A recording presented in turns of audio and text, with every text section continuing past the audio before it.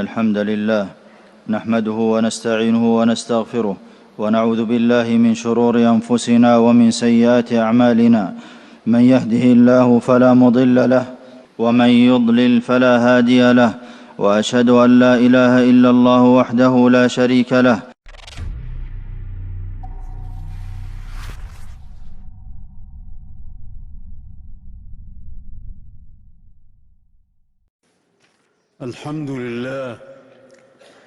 الحمد لله العزيز الوهاب، غافر الذنب وقابل التوب شديد العقاب، قائم على كل نفس بما كسبت، يجازي كلا بما عمل، إن خيرا فخير وإن شرا فشر، يضاعف الحسنات ويعفو عن السيئات، ولا يظلم ربك أحدا. أنزل الكتاب وبين فيه حقوق الرب سبحانه كلها وحقوق العباد، ورتب على ذلك الثواب والعقاب، فالحمد لله والشكر له على نعمه التي نعلم والتي لا نعلم. وأشهد أن لا إله إلا الله وحده لا شريك له الرحيم التواب، وأشهد أن نبينا وسيدنا محمدًا عبده ورسوله المؤيد المنصور بما سخر الله له من الأسباب، وفضله بالحكمة وفصل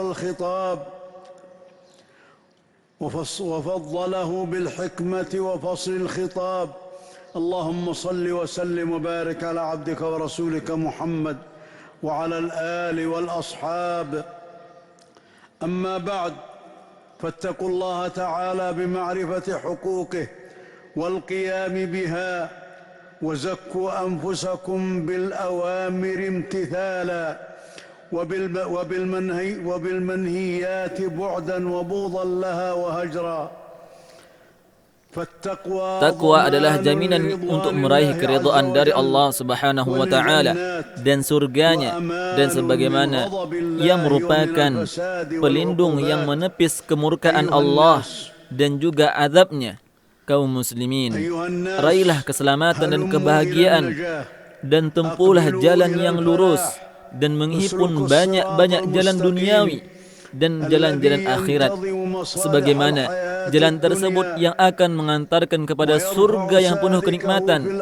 Maka usahakanlah, karena itu merupakan kebahagiaan yang sejati, dan penuhilah panggilan Rabb kalian dan menjalankan segala bentuk perintahnya. Bukalah pintu hati kalian untuk menerima panggilan Rabb kalian Subhanahu wa Ta'ala.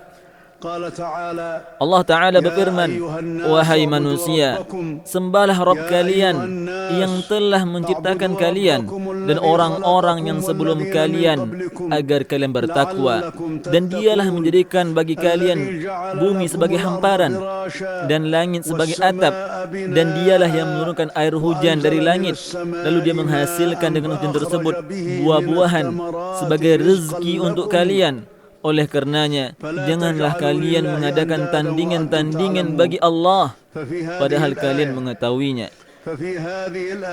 Pada ayat yang mulia ini, dari awal surat Al-Baqarah, Allah telah memerintahkan kita agar menyembahnya, dan perintah tersebut adalah kebaikan dan kemurahan serta bentuk kasih sayang Allah kepada kita. Melalui perintah agung tersebut, Allah Subhanahu wa Ta'ala membimbing hambanya yang saleh kepada jalan yang diridainya. Maka hendaklah kita mengerjakan ibadah hanya untuk Allah, agar menggapai kesempurnaan penghambaan diri kita kepada Allah. Dan hendaklah kita memperbaiki diri dengan benar-benar mengerjakan setiap bentuk ibadah dan amalan saleh kepada Allah, yang mana pada saatnya amal saleh tersebut dan ibadah tersebut menjaga pemiliknya dari keburukan-keburukan dan dari perbuatan keji dan dosa-dosa yang dapat membinasakannya, sebagaimana ia mengantarkan kepada surga yang dipenuhi dengan kenikmatan. Ibadah kepada Allah adalah tujuan sekaligus hikmah di balik penciptaan dunia dan makhluk lainnya.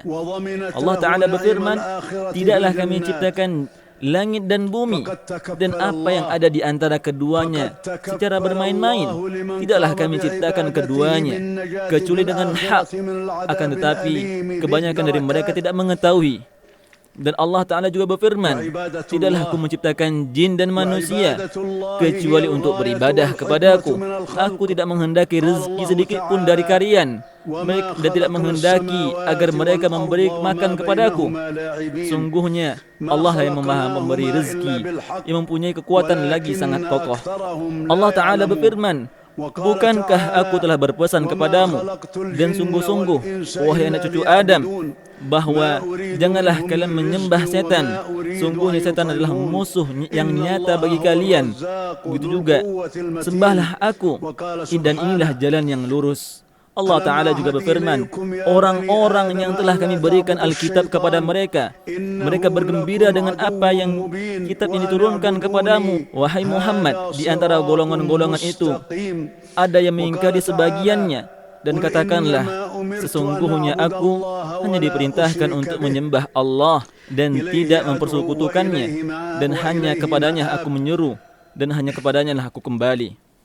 Para Rasul alaihimussalam, dari yang pertama hingga yang terakhir, semuanya menjadikan pembukaan dakwah mereka untuk memurnikan ibadah hanya kepada Allah dan menjauhi kesyirikan. Allah Ta'ala berfirman, sungguh kami telah mengutus Nuh kepada kaumnya, lalu dia berkata, wahai kaumku, sembahlah Allah, sembahlah Rabb kalian, kerana tidak ada Rabb selain Dia. Apakah kalian tidak bertakwa? Dari Ibnu Abbas radhiyallahu anhu bahwasanya Rasulullah sallallahu alaihi wasallam tak kala mengutus Muadz radhiyallahu anhu ke Yaman. Beliau sallallahu alaihi wasallam bersabda, sesungguhnya engkau akan mendatangi satu kaum ahli kitab, maka hendaklah pertama kali yang engkau sampaikan kepada mereka ialah syahadat la ilaha illallah wa anna Muhammadar Rasulullah. Dan di antara hak-hak Allah untuk selalu diingat dan tidak dilupakan, dan untuk ditaati, bukan untuk dimaksiati, dan untuk disyukuri, bukan untuk dikufuri. Allah Subhanahu wa Ta'ala untuk dicintai, bahkan melebihi cintanya seorang kepada dirinya sendiri, dan bahkan kepada anak beserta keluarganya. Oleh karenanya, kecintaan kepada Allah harus didahulukan dari kecintaan kepada segala sesuatu. Dan di samping itu, seorang hamba harus tunduk patuh kepada Allah secara sempurna, karena Allah satu-satunya Rabb yang berhak disembah semata, karena sifat-sifat yang mulia yang menghiasi dirinya, di antaranya keagungan, kesempurnaan, kebanggaan dan keramahan, dan segala sesuatu dan karunia Allah sangat-sangat berlimpah untuk hambanya, baik itu merupakan kenikmatan yang nampak maupun yang tidak tampak. Dan di samping tersebut, nama-namanya yang paling baik dan sifat-sifatnya yang paling tinggi. Dan perlu diingat bahwasannya karunia yang terbesar yang Allah berikan adalah penjelasan dengan detail ibadah-ibadah yang menuntun seorang menuju keridhaannya, yang juga penjelasan tentang larang-larangan. Hal ini bertujuan agar seorang muslim benar-benar menjadi hamba Allah yang ikhlas, yang selalu memiliki hubungan yang kuat dengan Rabbnya, dan senantiasa bersimpu memohon kepadanya, sehingga ia akan mendapatkan kebaikan yang banyak dan dijauhkan dari keburukan yang membinasakannya. Allah Ta'ala mengangkat derajat hamba berdasarkan ibadah yang dia kerjakan, sebagaimana Allah Subhanahu wa Ta'ala berfirman, siapa yang menghendaki kemuliaan, ketahuilah kemuliaan itu semuanya milik Allah. Dan Allah Ta'ala juga berfirman, janganlah kalian bersikap lemah, janganlah pula kalian bersedih hati, padahal kamulah orang-orang yang paling baik derajatnya, yang paling tinggi derajatnya, jika engkau adalah orang-orang yang beriman. Allah Ta'ala berfirman, padahal kekuatan itu hanyalah bagi Allah, bagi Rasulnya, dan bagi orang-orang mukmin. Dan Umar bin Khattab radhiyallahu anhu berkata, kami adalah satu kaum yang Allah berikan kemuliaan karena Islam, maka apabila kita mencari kemuliaan dengan selain Islam, niscaya Allah akan hinakan kita. Orang yang paling tegar adalah orang yang mentauhidkan Allah, dan sebaliknya orang yang paling rapuh adalah orang yang menyekutukannya. Allah Ta'ala berfirman, perumpamaan orang-orang yang mengambil pelindung-pelindung selain Allah adalah seperti laba-laba yang membuat rumahnya. Sungguhnya rumah yang paling lemah adalah rumah laba-laba kalau mereka mengetahui. Tidak ada kenikmatan yang melebihi kenikmatan ibadah kepada Allah semata saja, dan peribadatan yang membebaskan hamba dari belenggu perbudakan kepada tuan-tuan yang tidak memberikan manfaat sedikit pun, baik berupa patung-patung ataupun berhala-berhala, serta menjauhkan diri dari hawa nafsu yang menghalangi seorang dari kebenaran. Allah Subhanahu wa Ta'ala berfirman, terangkanlah kepadaku tentang orang yang menjadikan hawa nafsunya sebagai Tuhannya, maka apakah kamu dapat menjadi pelihara di atasnya? Mentauhidkan Allah dapat menjauhkan seseorang dari pengaruh buruk syubhat yang menjerumuskan kepada kekufuran, dan demikian pula lah ia menahan keinginan untuk menghalalkan apa yang telah Allah Subhanahu wa Ta'ala larang, dan sebaliknya. Tauhid telah mencegah seorang untuk terjatuh ke dalam kesyirikan, dan bentuk peribadatan kepada Allah telah mencakup ibadah-ibadah hati dan anggota tubuh yang lainnya. Namun, ibadah-ibadah hati lebih mulia dan utama di antaranya adalah doa keikhlasan dan keimanan dan keyakinan dan ketakwaan, tawakal dan ketundukan dan kecintaan kepada kepatuhan dan ketakutan, dan mencintai seseorang karena Allah dan membenci suatu karena Allah, dan karenanya sikap zuhud dan bersikap hati-hati dalam perkara dunia yang lainnya. Penjelasan setiap makna amal tersebut telah termuat di dalam kitab-kitab tafsir Ibnu Katsir, Madarijus Salikin, karya Ibnu Qayyim. Penjelasan mereka seperti madu yang murni dengan kualitas yang terbaik. Para sahabat radhiyallahu anhum telah mengungguli di dalam setiap generasinya. Hal ini karena keperhatian dan antusias mereka terhadap amalan-amalan hati, karena ia merupakan pilar-pilar bagi amalan badan dan amalan-amalan yang merupakan rukun Islam yang 5. Adapun amalan-amalan yang lainnya adalah penyempurna baginya. Apakah pernah terbesit dalam pikiran kalian mengapa hanya beribadah kepada Allah semata dan tidak menyekutukannya adalah tujuan utama? Dan di antara alasannya adalah kehidupan manusia tidak akan bisa berjalan dengan baik kecuali dengannya. Allah Ta'ala berfirman, andai kata kebenaran itu menuruti hawa nafsu mereka, maka pastilah binasalah langit dan bumi ini dan semua yang ada di dalamnya. Dan di samping itu adalah hak-hak Allah yang harus dipenuhi terjaga di dalam peribadatan kepada Allah, dan begitu pula dengan hak-hak Rasulullah SAW, dan juga hak-hak kedua orang tua, dan hak-hak pemimpin, dan hak-hak kerabat, dan beserta hak-hak sama makhluk. Dan balasan yang beribadah kepada Allah adalah apa yang telah Allah firmankan. Dikatakan kepada mereka, wahai hamba-hambaku, tidak ada ketakutan bagimu pada hari ini, dan tidak pula engkau bersedih, yaitu orang-orang yang beriman kepada ayat-ayat kami, dan mereka adalah orang-orang muslim. Masuklah ke dalam surga, engkau dan pasanganmu dalam keadaan dibahagiakan. Kepada mereka diedarkan piring-piring dan gelas-gelas dari emas, dan di dalamnya terdapat apa yang diinginkan oleh hati dan dipandang enak oleh mata, serta engkau kekal di dalamnya. Itulah surga yang diwariskan kepada kalian disebabkan apa yang selama ini yang kalian kerjakan. Dan dalam prakteknya ibadah yang dilakukan oleh manusia berupa bertingkat-tingkat antara satu dengan yang lainnya.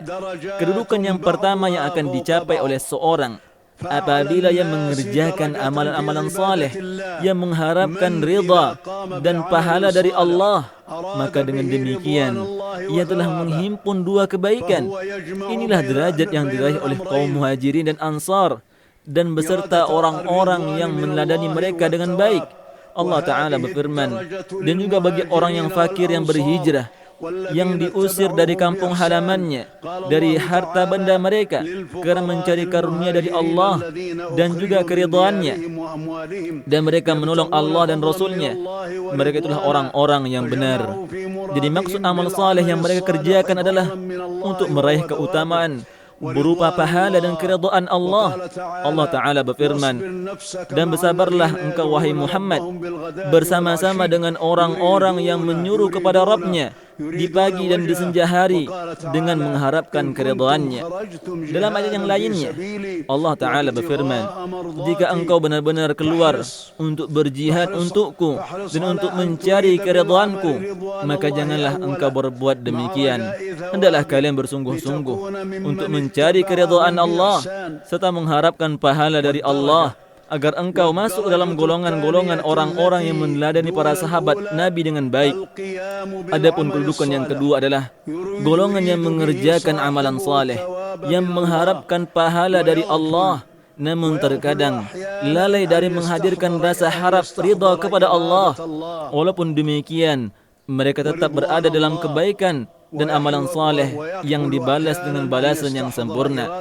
Allah Ta'ala berfirman, dan barang siapa yang menghendaki kehidupan akhirat dan berusaha ke arah itu dengan sungguh-sungguh, dan dia orang mukmin, maka mereka itulah orang-orang yang usahanya dibalasi dengan baik. Dan selanjutnya, kedudukan yang ketiga adalah orang-orang yang mengerjakan sebagian kewajiban sebagaimana yang semestinya, dan di sisi lain ia terjerumus ke dalam sebagian perbuatan dosa, maka tidak pantas menjadi menggugurkan perbuatannya. Jika ia wafat dalam kondisi tersebut, maka akhirat ia berada di bawah kehendak Allah. Jika Allah menghendaki akan mengampuninya, maka ia akan mengampuni, dan jika dia tidak akan diazab sesuai dengan kadar dosanya, jika tidak, dia akan diazab dengan sesuai kadar dosanya di dunia. Lalu kedudukan yang paling rendah dan paling berbahaya adalah kedudukan yang keempat, yaitu golongan yang terkadang mengerjakan ibadah sewaktu-waktu dan meninggalkannya di waktu yang lainnya, maka statusnya di akhirat kelak sesuai dengan akhir amalannya, perbuatannya di dunia. Jika ia wafat dalam keadaan meninggalkan kewajiban ibadahnya, ia terancam masuk ke dalam neraka. Dan sebaliknya, jika ia wafat dalam kondisi saat menunaikan ibadah, maka Allah akan menghitungnya dengan kadar kezaliman yang dia lakukan, sehingga di akhirat kelak ia berada di bawah rahmat Allah. Dan Allah Ta'ala berfirman, sesungguhnya Allah tidak akan mengampuni dosa syirik, dan dia mengampuni segala dosa selain syirik tersebut barang siapa yang dikehendakinya. Adapun selain dari 4 golongan di atas, mereka semuanya akan masuk dalam neraka selama-lamanya. Mereka adalah golongan orang-orang yang tidak menyembah Allah, tidak beriman kepadanya, tidak beriman kepada hari kiamat, dan tidak beriman kepada Nabi Muhammad SAW. Maka mereka termasuk di dalam golongan orang-orang yang terjangkiti kemunafikan dalam keyakinannya, seperti orang-orang yang membenci agama Islam atau membenci sebagiannya. Dan Allah Ta'ala berfirman, sesungguhnya orang-orang yang menyombongkan diri dari menyembahku akan masuk neraka jahanam dalam keadaan yang hina dina. Allah Ta'ala berfirman, sesungguhnya orang-orang munafik itu tempatnya pada tingkatan yang paling rendah di bawah neraka, dan engkau sekali-kali tidak akan mendapati seorang penolong pun bagi mereka. Wahai saudaraku sekalian, jadilah kalian orang-orang yang terdepan di dalam amalan saleh dan raihlah ridha dan pahala dari Allah, dan jadilah orang yang beruntung. Barakallahu li wa lakum fil Qur'an al-'azim. ونفعني وإياكم بما فيه من الآيات والذكر الحكيم، ونفعنا بهدي سيد المرسلين وقوله القويم. أقول قولي هذا وأستغفر الله لي ولكم ولسائر المسلمين فاستغفروه إنه هو الغفور الرحيم.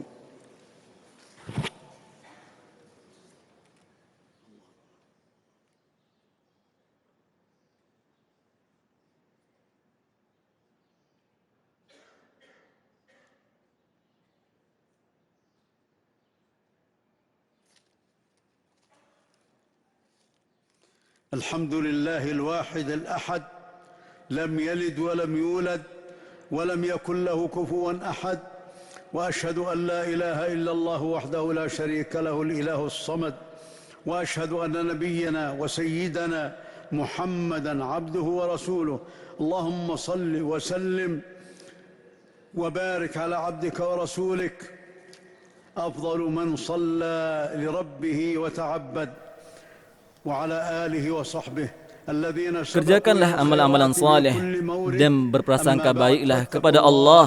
Orang-orang yang sukses adalah orang-orang yang menyembah Allah dan memperhatikan kualitas amalannya dan memperbaiki persangkaannya kepada Allah. Allah Ta'ala berfirman, sesungguhnya orang-orang yang beriman, orang-orang yang berhijrah dan berjihad di jalan Allah, mereka mengharapkan rahmat Allah. Allah yang Maha Mengampun lagi Maha Penyayang.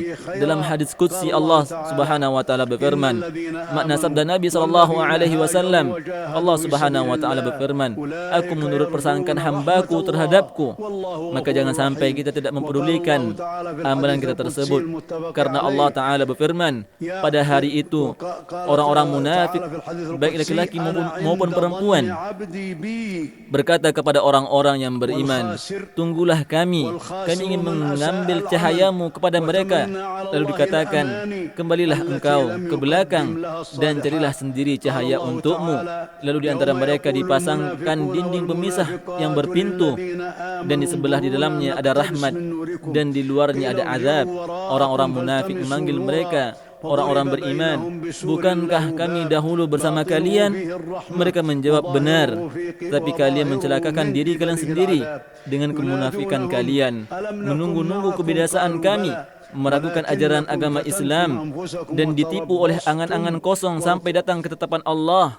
Setan menipu dan memperdayakan kalian sehingga kalian pun lalai terhadap Allah. Maka tingkatlah kualitas ibadah kalian dan berimanlah kepada Allah dengan keimanan yang sempurna.